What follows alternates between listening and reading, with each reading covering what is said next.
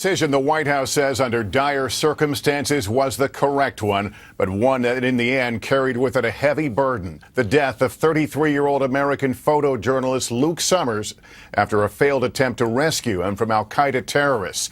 Tonight we've gathered many more details about the Friday night raid by U.S. Special Operations Forces in a remote part of Yemen, including the narrow timeline they had to put the mission into motion, with Summers facing the threat of imminent death at the hands of his captors. And we're also learning about what may have caused the mission to fail. NBC's Kristen Welker continues to work the story. She joins us now with the latest. Kristen, good evening.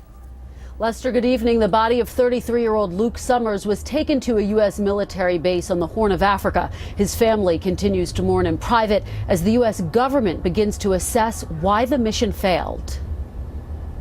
It was a high-risk mission that went terribly wrong. Still, in Washington today, there was rare bipartisan support. I do think it was the right decision to actually engage and try to go in for the rescue attempt. Tonight, new details. Senior administration officials say Friday night, Navy SEALs landed about 2 miles from their target, secretly approaching a cluster of buildings. But their cover was blown, sparking a firefight and giving the captors time to shoot Summers and a South African hostage, Pierre Corky. A senior administration official says it is believed a noise, possibly a dog, alerted the hostage takers. We call it contingencies. You probably remember during the Osama bin Laden raid when the second helicopter went down. These are things that you plan for, things that may or may not go right, so that you can pick up the pieces and keep moving and get the job done. Another complication? The al-Qaeda captors were likely on heightened alert. The U.S. tried to rescue Summers 12 days ago. The captors set a deadline of Saturday to kill Summers. The president gave the order Friday morning. The raid took place just hours later at around 5 p.m. Eastern Time.